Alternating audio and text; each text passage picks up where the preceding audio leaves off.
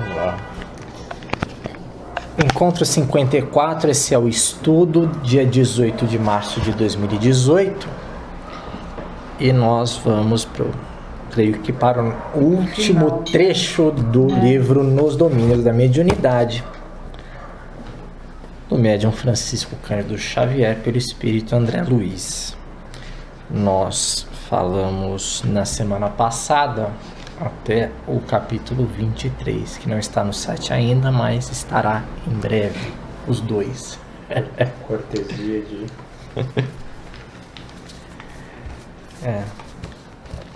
E o capítulo 24 chama Luta Expiatória, né? E eu gostaria de começar os comentários.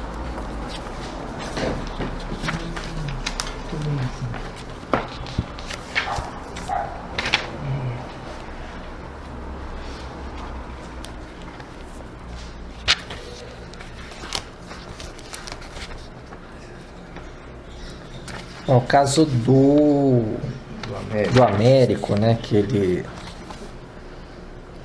parece muito apático, né? Aí nós já estamos de novo no ambiente do centro, né? Na assistência, que já eram os capítulos anteriores, e eles atendem um rapaz que ele tem alguns ataques histéricos às vezes, né? Até acontece um ataque histérico durante o atendimento a ele, mas fora desses momentos de histeria, ele parece um sujeito meio apático, meio sem vida, meio desanimado. Assim desde criança, né? E eles falam que ele sempre foi assim a vida inteira, desde criança.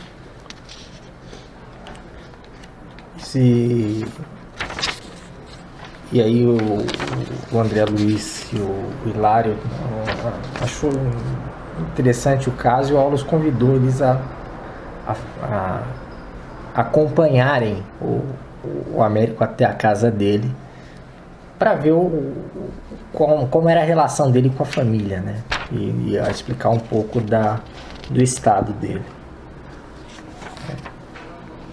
Chegando lá, eles fazem várias observações, porque a família tinha quase todos os membros tinham suas questões ali, tinha suas dificuldades e suas provações ali, e todos mais ou menos ligados na história do Américo.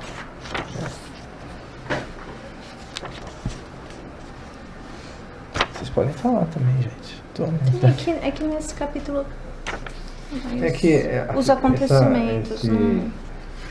Eu acho que essa luta expiatória, ele diz aqui que não é bem uma mediunidade, né? Ele fala que é um estado mental, e não chega a ser uma mediunidade, mas que provavelmente ele, resolvendo as questões dele, ele vai ser um grande médium. Né? Que ele era o mais sensível, né, daquela família, mas o próprio ambiente ali da casa era de pensamentos um pouco turvos, um pouco atrapalhados. Pela história da família, né? Do histórico anterior dele. Não sei se a gente vai tocar nesse assunto. Tanto o pai como... O pai, o que era? A mãe era o que dava maior apoio a ele. O pai estava na cama, paralisado, não podendo fazer nada, nem falava, só ouvia. E o pai na encarnação anterior, foi um bandido, um assaltante, que usava, que amealhou comparsas. Quem eram esses comparsas? Os filhos dele atuais. Certo? Então, existe aí uma união uma rede de expiação encarnatória muito grande, né? E a filha, que era a única que também estava ajudando todos ali, a filha sim, se desdobrava, ajudava o pai Ajudava o pai, ajudava ele, ajudava o irmão dele, que o irmão dele também tinha problemas, era alcoólatra. Mas tudo devido às encarnações anteriores, né? Foi assim que eu entendi mais ou menos. A menina também, ela tinha mais... Ela tinha se disposto a vir naquela família para ajudar eles a atravessarem a prova dessa encarnação. Que não deixava de ser uma encarnação de resgate também, né? Porque eles tinham dívidas contraídas nessa encarnação anterior, que era um assaltante com seus comparsas, né? Era um grupo de assaltantes.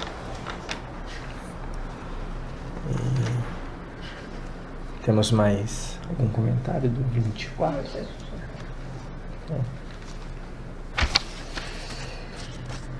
O capítulo 25 vai falar de fixação mental, né?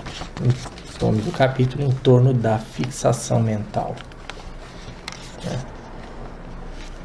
Fala de... Na verdade, não se, a partir de um caso específico, novo, que não tenha sido visto, mas a partir da conversa entre o Hilário e o Aulus e o André Luiz, que o Hilário ainda perguntando do cara do estrangulador, né? Do capítulo, até perdi. Eu também não sei se do 23. Acho que não tinha falado. Eu acho que é o do 23. O caso do estrangulador, que a mulher falava em outra língua. É, do 23. Fascinação. É da fascinação, né? Exatamente. E aí o Hilário está perguntando como é que pode as pessoas, com um espírito, ficar séculos e séculos e séculos ainda naquela vida, preso naquela vida, mesmo com outras vidas acontecendo, né? E o Aulus fala que, olha, assim, que no momento que a pessoa passa para o outro lado, né, que ela desencarna e passa, no aspecto mental não há nenhuma mudança, né? Ela continua basicamente com os mesmos pensamentos que ela tinha aqui na Terra, né? E se isso for representar uma ideia mais fixa, um choque emocional muito grande, o apego àquela ideia, ela vai permanecer por muito tempo. Fala, porque a pessoa mentalmente ela não sofre uma grande mudança quando ela passa pro lado de lá. Ela carrega sempre a mesma coisa, né?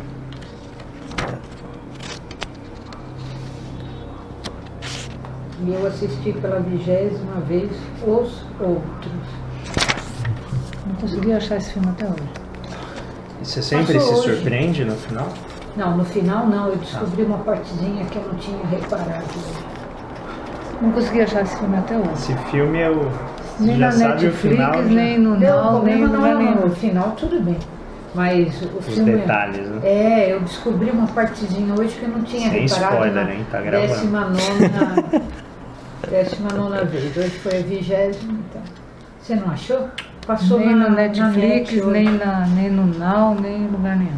Quando passar eu te falo.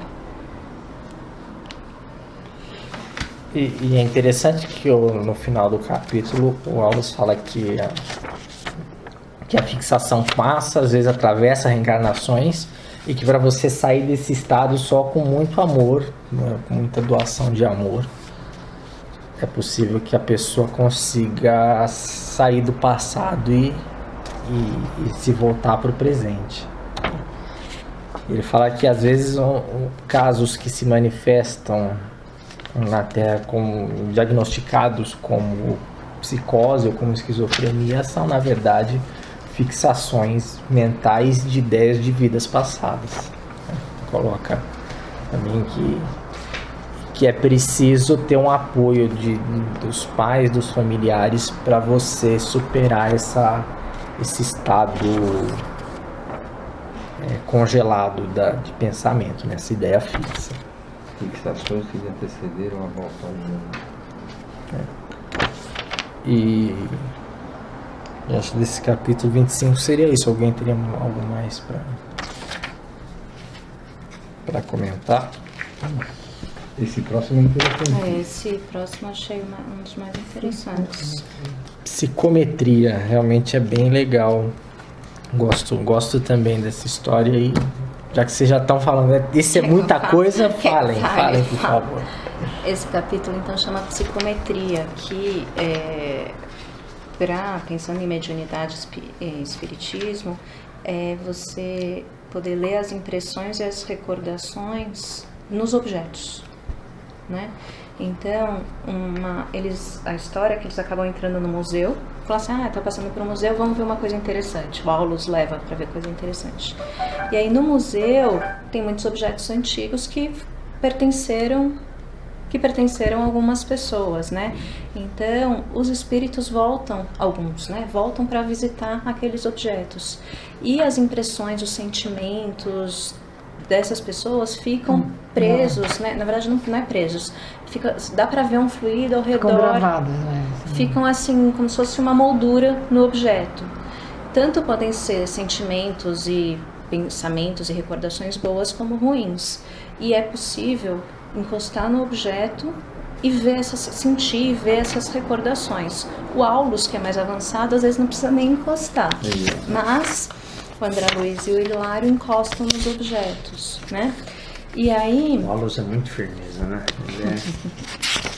Né? Porque fica um fluido ao redor do objeto, que é a forma pensamento, né? Aquilo que a gente fala que o pensamento, uma vez pensado, não é mais seu, né? Ele tem a forma dele. Então a forma pensamento fica naquele fluido ao redor do objeto. E a vibração ali do fluido. Então, a gente tem que ter em mente que a gente deixa, eu achei isso interessante, que a gente deixa vestígios mentais pelo mundo. Então, mais ainda uma importância de ter bons pensamentos, que isso acaba transmitindo para os outros, não só pessoa a pessoa, mas via objetos também. E eu fiquei meio preocupada, porque muitas vezes, preocupada não, mas fiquei pensando, a gente herda objetos. Ou por herança de alguém que faleceu, ou a gente compra coisas em brechó, ou compra coisas em antiquário, que, sei lá. E eu fiquei pensando, poxa vida, eu não sei a história desse...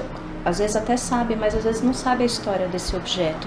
O quanto que a gente consegue, a gente acaba sendo influenciado pelo objeto, por esse fluido que está ali ao redor do objeto. O que ele diz assim, que se você não está conectado aqui, se você tem uma vibração, se o seu pensamento está vibrando, foi o que eu entendi. Ele não falou exatamente isso, mas é o que eu entendi. Na minha opinião, minha conclusão comigo mesma foi que a gente não deve ter tanto medo, porque se o seu pensamento está vibrando em outro tom, né, outra vibração, você não vai sintonizar com aquele fluido negativo, digamos assim, e você não vai ser atingido. Mas aquela coisa de vigiar, porque no momento que você pode cair e acabar sendo atingido por aquilo, não sei, foi uma conclusão pessoal. Mas eu fiquei um pouco ressabiada, assim, de, poxa vida, e esses objetos que a gente... Você já tá querendo fazer uma limpa de coisas, assim, já tá querendo... Não, a gente cheguei... até que nem tem muito. Assim, eu não cheguei a isso, não, eu tenho algumas coisas, mas assim, nada, não muito, mas roupas que eram da minha mãe, que eram o desdobramento disso, você ir, por exemplo, ali na pracinha da Benedito Calixto, né, você chega ali, se você tiver ali aberto, né, você acaba se sintonizando com um monte de coisa, né, porque pegando... Lá tem de tudo. Então, mas ao mesmo tempo eu acho ruim essa coisa de não reciclar, e não reciclar no sentido de reutilizar. Poxa, se já tem uma pessoa que não quer mais uma escrivaninha e eu gostei, por que eu vou comprar uma nova e não, né? Pensando em lixo do mundo. Outra coisa, pensando em meio ambiente, lixo no mundo, não sei o quê. Então eu fiquei meio... Poxa. Não, mas eu acho que não é. Você não precisa tirar nenhuma definição. Você compra ou não é o que você falou. sintonizar com coisas. Se você Energias mantiver o positivas. pensamento positivo e reto, você não vai se sintonizar com aquilo, mas é que a gente não consegue manter assim o tempo todo. Mas eu não acho que também falar, então não vou comprar nada usado, só vou comprar coisa nova. Eu também acho que não é por aí. Mas foi a minha reflexão sobre o capítulo. Não, eu tenho até assim, um preconceito com essa coisa de comprar coisa usada. Né? Preconceito mesmo. Minha mãe também tem.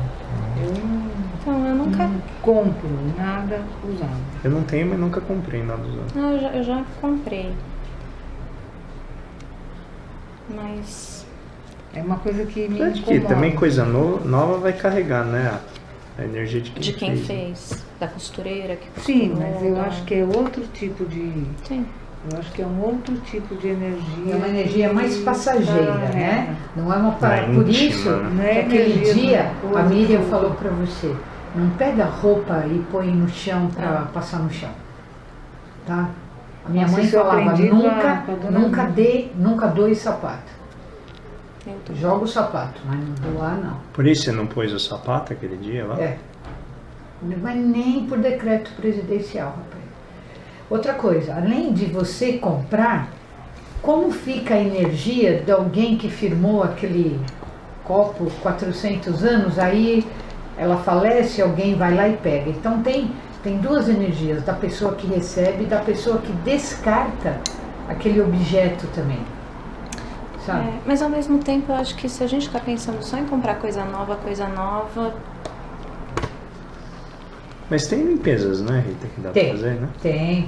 Por isso é que nós fazemos o seguinte, por exemplo, você vai mudar de casa, não entra na próxima casa, saiu o pedreiro, saiu tudo, a casa tá prontinha, amanhã vem o caminhão. Hoje nós vamos lá e vamos passar fogo na casa, fogo mesmo, você acende uma tocha, põe fogo, você tira tudo, limpa, aí você põe uma energia sua, aí você entra na casa.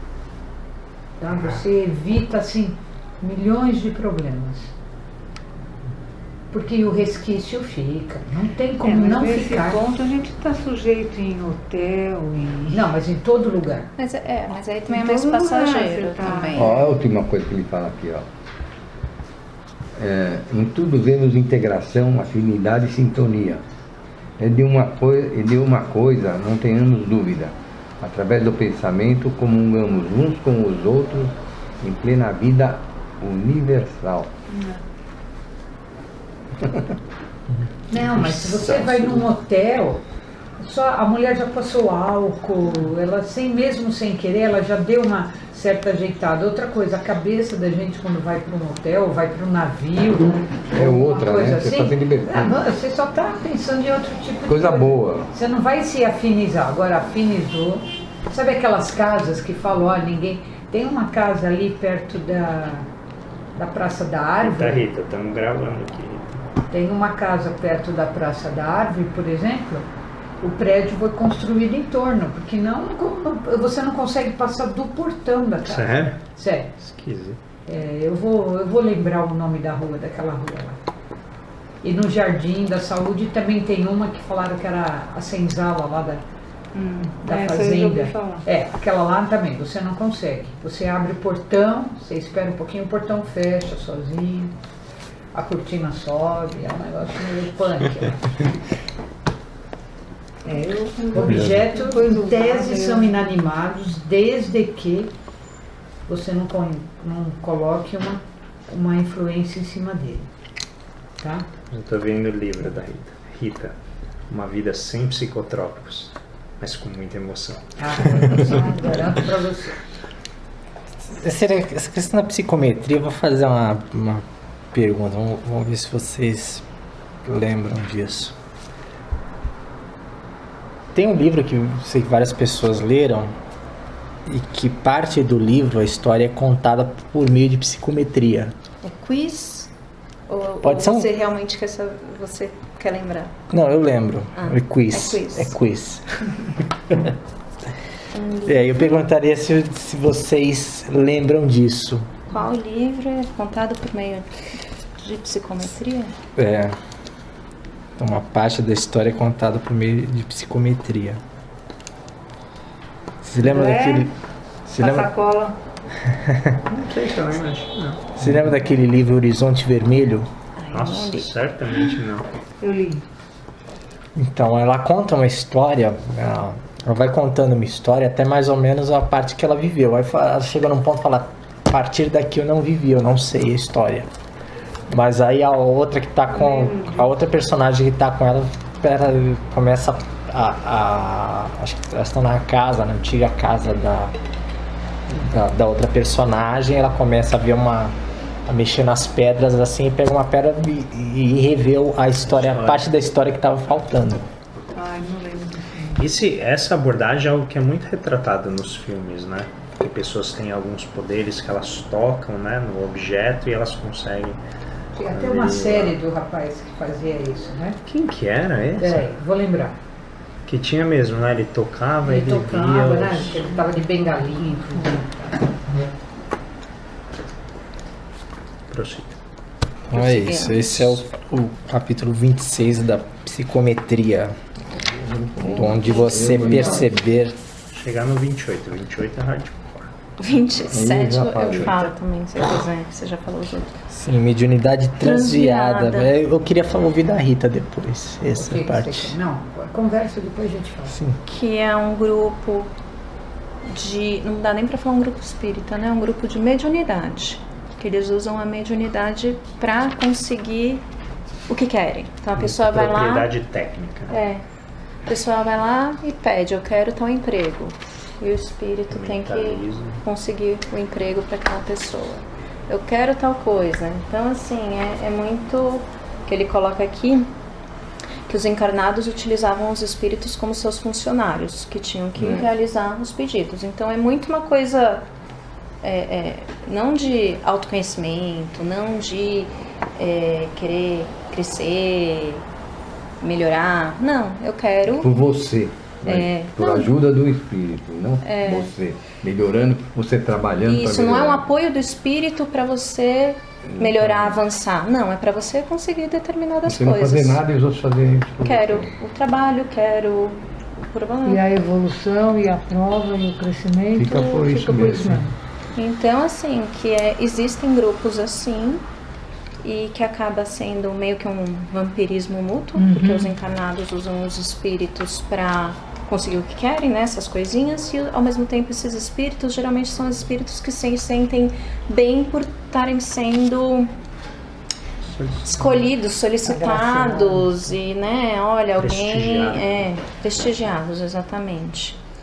E que isso não leva a lugar nenhum. Nenhum no sentido da evolução, né?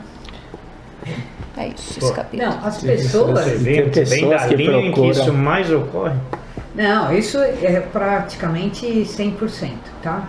Não falo que não vai na dor, que não vai pelo amor. Não, é que vai na dor. a Umbanda tem muitas pessoas que usam dessa forma. Sim, você pega o Mas seu eu- saquinho de problemas, dá para a entidade e fala, resolva Isso. por mim. Ah, Não? Eu já fui muito centro disso. Não, né? mas As isso é pessoas chegam normal. lá assim, querendo que o espírito resolva a vida dela. É, Ela vai lá para isso. mas vai lá para isso, Pra isso. exatamente. Eu lembrei de uma passagem do Evangelho que, gente, eu não lembro direito, mas que a pessoa tá lá sentada, tá vindo uma manada de elefantes e a roda do carro de bois lá quebrou. Aí, ou nem quebrou, Isso- sei lá. isso não é do eu tô Evangelho, eu tô eu me acho. juntando, É, mas é uma Você história. Tá contando uma história. Mas vai lá, contar a Não, história mas eu é acho boa. que tem Tá uma vindo a passagem. manada e ele fala, Deus proverá. Deus vai me ajudar. Eu tô juntando as É, não, histórias. se eu me lembro a história é o seguinte, você tem uma tribo e aí tem uma manada de elefantes vindo e aí o líder da tribo chega para um rapaz, ou um deles, na verdade, o rapaz chega para o líder da tribo e fala, ó, vamos sair. Ele fala, não, Deus vai me salvar, Deus vai proteger a nossa tribo. Ele falou, ó, a manada tá vindo, é hora da gente sair. Ele, não, eu confio na providência divina, Deus vai me salvar. E várias aí, pessoas vêm avisar. ele não quer sair. Aí ele- no fim ele esse morre. menino leva, todo mundo sai, o mestre fica lá, passa a manada e morre. Em cima Morre. dele. Aí quando ele chega no céu, Poxa, mas você não me ajudou? Eu falei, lógico que eu te ajudei, mandei um monte de gente para te avisar. Sai daí. Então é essa ideia de que você vai ficar sentado com seu bumbum ali na sua cadeirinha Bem confortável. e que Deus, Elegância, muito ou os elegância. espíritos, ou Deus, ou quem que você resolver o quer problema. chamar, vai resolver o problema. E não. Deus, os espíritos, o que sejam, estão ali para dar apoio, para sugerir. Fê, muito difícil alguém sair de casa, ir para um lugar, um terreiro de Umbanda, qualquer coisa, para chegar e falar, olha, eu quero evoluir. Sim. Olha, é muito difícil. Tanto é que os lugares, a maioria dos lugares, fazem uma gira ou alguma coisa num dia. Os outros dias normalmente são estudos que ninguém estuda e querem evoluir, mas não fazem nada. desenvolvimento, né? Você estuda e evolui, o pessoal vem em cima de você, o que você está querendo aparecer. Sabe alguma coisa assim? Então é muito difícil. Isso é uma Sim, questão mas de. isso eu tô falando mesmo É, não, entre nós estamos a gente. conversando aqui, Mesmo entre a gente, tô falando dos outros, mas acabo falando de mim também várias vezes. Falo, ai, poxa, bem que eu queria eu quero tal coisa, como é que eu consigo tal coisa? E na verdade não é conseguir sim. a tal coisa, é ter força para trabalhar para conseguir a tal coisa. Isso, é isso Acho que o aí. que a Rita tá, se eu entendi bem o que ela está colocando, é que a gente ainda está num estágio, né, em que é aquilo que eu estava lendo. Por que eu li aquilo aquele trecho do Evangelho? Porque a espiritualidade ainda é vista como poderes providenciais, né, que eles vêm no momento que você precisa para solucionar o seu poder. E isso é ancestral, né? Porque quando a gente volta aos tempos pré-agricultura, foi assim que a gente descobriu, né, que uma semente brotava. Que você ia lá, o negócio caía, de repente brotava uma árvore, e você fala, foi Deus. Deus chuva, depois o Deus sol. Aí quando trovejava, você fala, o Deus trovão tá bravo comigo, deve ter feito algo de errado. Então sempre na história da humanidade, quando a gente começou a desenvolver, né, essas leituras, a gente atribui, né, a deidades, divindades, esse poder providencial. E o espiritismo, ele tem esse elemento, não só o espiritismo, a própria Umbanda, várias outras seitas também xamânicas, tem esse propósito de você se libertar, né, dessa visão mais, talvez, clientelista, né, das divindades. Mas como tem as transições, né, as pessoas que são as mesmas pessoas que transitam, né, de uma religião para outra, elas acabam carregando um pouco disso, né? Então a história do católico que faz a promessa, né? A promessa é para isso, né? Então ele fala assim, se eu obtiver tal coisa que eu quero, eu fico 3 meses sem comer chocolate, né? Essa é a mesma coisa, ele está devolvendo. Você não faz assim, faz a promessa para o outro cumprir. Pior ainda. Essa é ainda mais eficiente. Pior ainda. Minha mãe fazia isso. Mas você tem nessa. Então não é surpreendente que as pessoas procurem, ainda mais em religiões como o Espiritismo, como a Umbanda, como o Candomblé, que são religiões que se promovem de uma maneira muito associada ou aos elementos da natureza ou elementos sobrenaturais, né, como é você receber a mensagem de alguém que faleceu. São coisas muito diretas na sua vida, né? Não é um negócio assim, não, reflita sobre o seu lugar no universo. Ele, não, quero saber do meu filho que morreu. E aí ele vem e te entrega aquilo, né? Eu acho que acaba dando espaço para esse tipo de comportamento, né? Mas eu acho que todas elas têm. O que eu estou achando curioso recentemente é como o ateísmo, né, ele está acomodando um monte de gente que eu acho que normalmente seria muito bem aconchegada em algumas religiões que têm o propósito de estudo. Porque muitas dessas pessoas chegam em algumas religiões e eles falam assim, mas eu não quero isso, eu não esse negócio de que vem alguém e me resolve o problema, acho isso uma bobagem, eu quero estudar, eu quero aprender. Eles acabam estudando um monte de coisa que é espiritualista, só que sem o verniz da espiritualidade, porque o que eles estão buscando é o que a gente está fazendo, que é estudar, entender a lógica, a física por trás. Então eu acho um pouco, como a Rita colocou, talvez muito otimismo, né? Achar que as pessoas vão, não que você tenha falado isso, mas muito otimismo, achar que as pessoas vão chegar em qualquer lugar. Não, desenvolvimento pessoal. Pode demorar 1, 3, 27 reencarnações. O propósito é a gente dar um passinho por vez. Imagina, a pessoa quer ir de avião logo, né? Não querem Tanto é que, às vezes, quando não tinha gira de Exu, um monte de gente ia embora. É. Não, quero falar com o Exu Guardião. Quero, porque ele resolve o meu problema. Por isso que lá no Santo Daime, vira e mexe, eles falam. O que mais tem no Santo Daime é pessoas que vêm a primeira vez. Tipo, vai lá, uma vez e não vai mais. Porque eu falo, isso aqui é coisa de ano. Não é porque você tomou um negócio que pronto, vai vir tudo. Não, você tem que elaborar, conversar, estuda outras coisas, e lê, aí volta, reaprende, sai. É um negócio que demora muito tempo, não é nenhuma propriedade milagrosa o que tem aqui. É um processo, é um caminho que serve para uns, não serve para outros. E você vai constituir o seu mosaico de aprendizado. E aí acho que, eu não sei se alguém tem mais esse capítulo, mas o 28 eu acho 28. que é a prova definitiva disso que a gente está falando aqui. Que é a galera que, assim, não, eu quero descobrir a todo custo como é que faz, porque eu acho muito legal esse negócio de materialização. Né? E aí põe o sujeito que tem esse potencial num quarto e fala, ó, vem até aqui, né? Mostre-se pra gente. Demonstre o seu poder, a sua habilidade, né, de se materializar. E aí você vê a coisa toda torta, né? A hora que ele sai, né, que parece que ele está desencarnando, e aí o fluido, né, que eles até descrevem uma pasta viscosa de um cheiro indescritível. Para um médico, né, como André Luiz, que viveu no século final do 19, início do 20, dizer que algo tem cheiro indescritível, imagina o que é aquilo. E aí, obviamente, uma série de desequilíbrios emanam, né, dessa atividade, porque justamente o trabalho envolve uma energia muito desequilibrada, que é a exigência que todas as pessoas que estão as 14 pessoas, né, que estão no outro quarto, estão esperando do médium. Então você tem ali uma bagunça de emissões, né, de pensamento, que são exigências, são todas umas batendo nas outras, tornando o ambiente incrivelmente sugador de energia. E eu acho muito assim forte a imagem de quando ele consegue fazer o transporte para o outro quarto, com apoio, né, de uma legião de mentores ali, de emissários ajudando. Qual que é o nome da mulher? A enfermeira? A enfermeira. Ele não fala, é só a enfermeira? Eu não sei não, a enfermeira. Eu acho que não. Eu acho fenomenal, literalmente fenomenal. Literalmente. A ideia de como ela é sugada tanto na sua energia que ela tem que fazer uma pausa, sair do ambiente para poder retornar.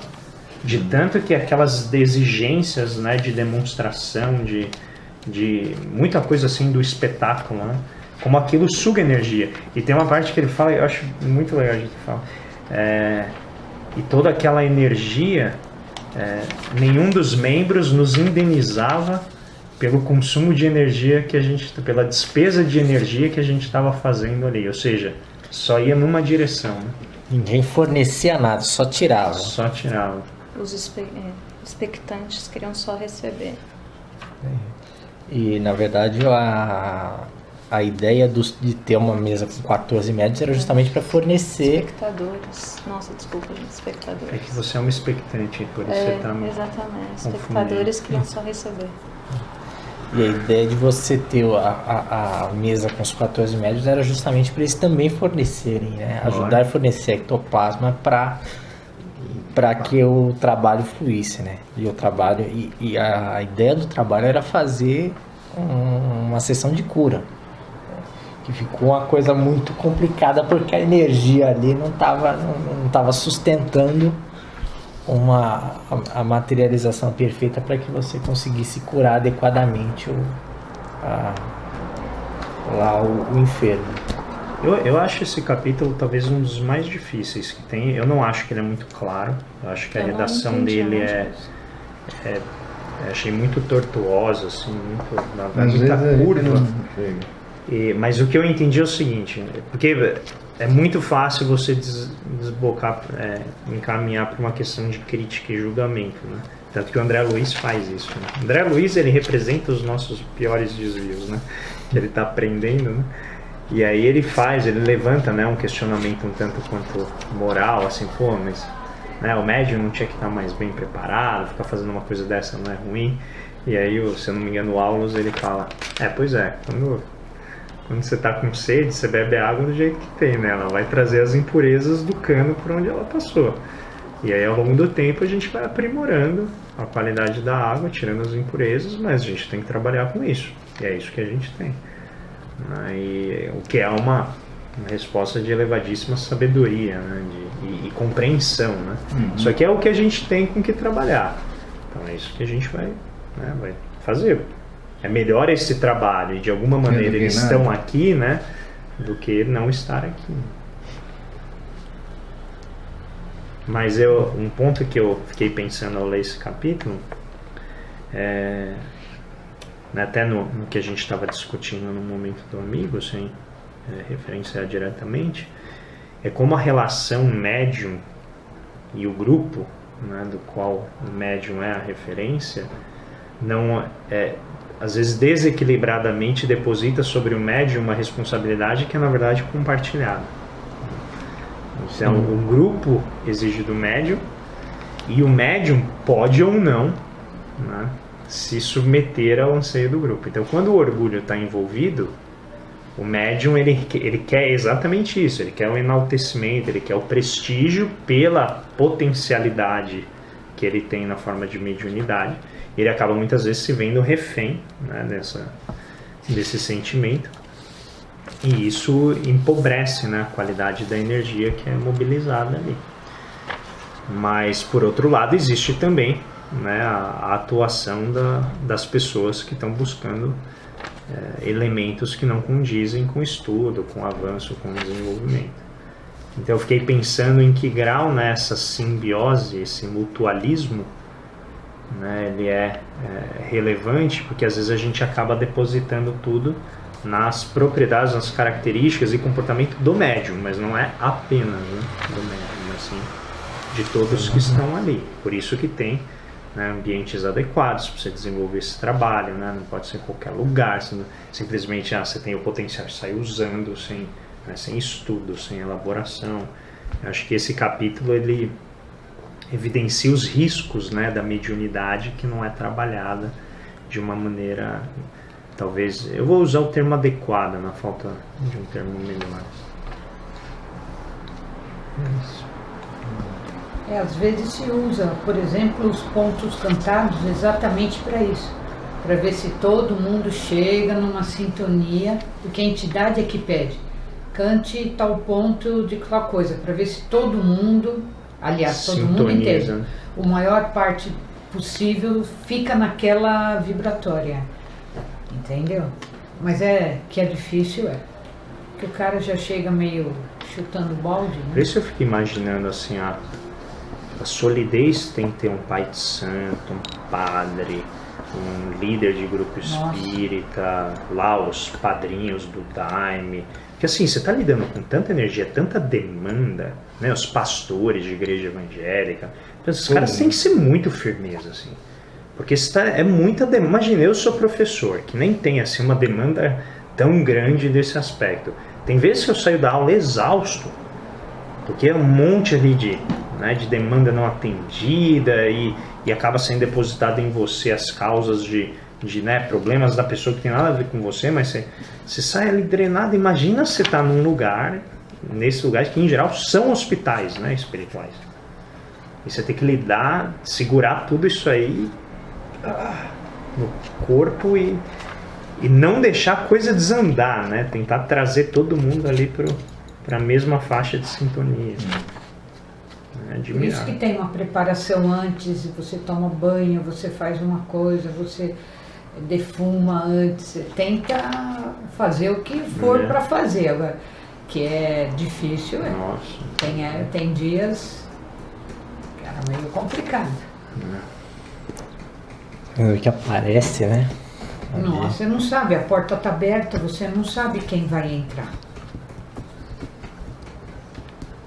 Você entra, começa a estourar tudo, tem as coisas do congá, começa a explodir, não tem nada, sabe? É punk, né? Lembra do título do livro, né? Eu lembro, pode deixar.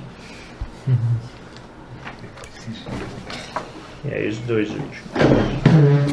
Bom, a partir da materialização, você pode dizer que é punk, e também é uma espécie de gran finale, porque é o último fenômeno que é tratado no livro, né? O capítulo seguinte, o 29, ele é um capítulo de comentários, né, Quiz. da conversa. Esse é um quiz, né? No sentido de bate-bola, né? É. Q&A.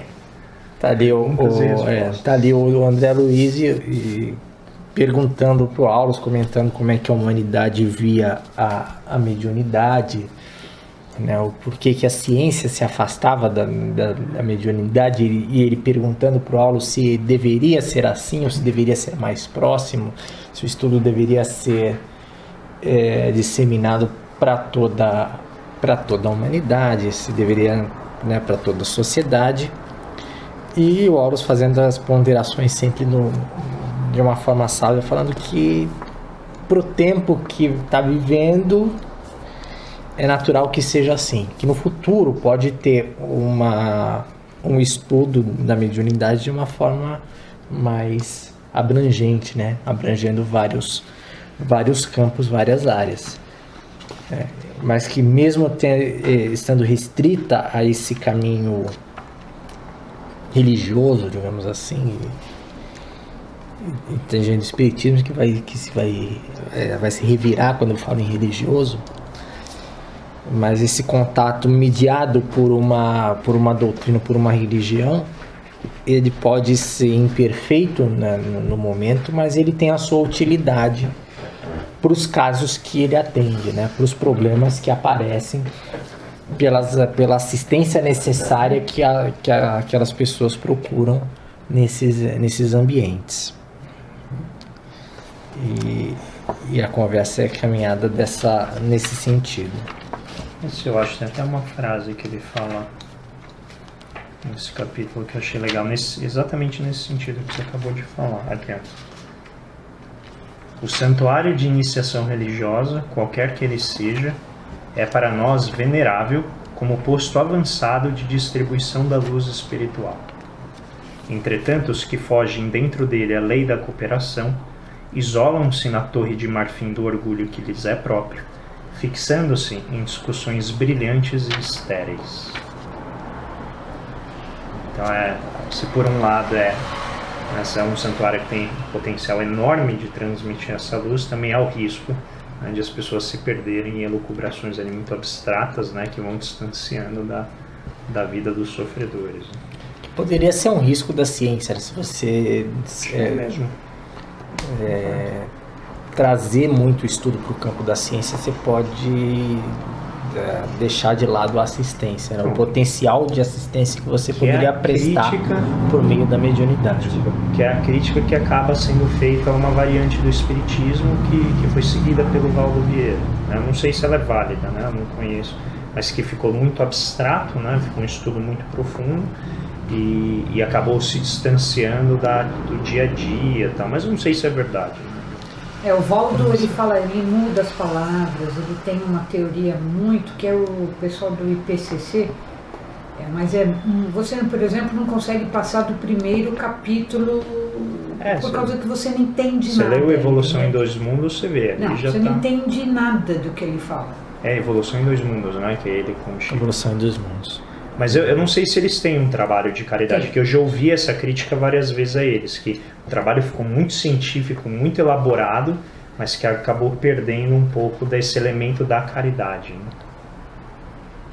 Não tem assistência. Não tem. Só tem curso. Pago. Ele ainda está entre nós, né? Não, já foi. Ele já faleceu. O Valdo já foi. Há pouco tempo. É pouco tempo, né? Eu lembro que passou. Um ano. Não, um pouquinho mais de ano. Ele dessomou, ele desomou faz mais de ano. Peraí. Ano passado. É daquele livro que eu trouxe. Sim, Aquele livro que eu trouxe na última aula é uma das pessoas que era assistente dele.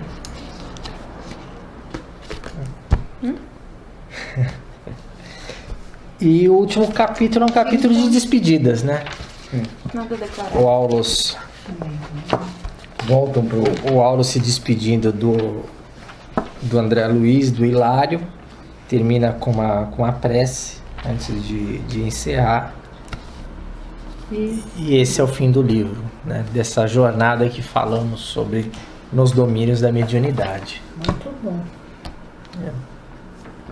Só uma É coincidência. só ler outra vez que fica muito bom. Uma coincidência. Boa ideia. Nosso primeiro encontro deste livro foi num domingo, dia 18/2. Que dia é hoje? 18/3 de fevereiro. Não, estou achando Repete. interessante ter sido 18 com 18, domingo com domingo. É porque os meses têm o Fevereiro. mesmo dia, fevereiro. Fevereiro tem 28 dias, é semana É certa. Ele direitinho. contou. É espelhado. Só uma curiosidade.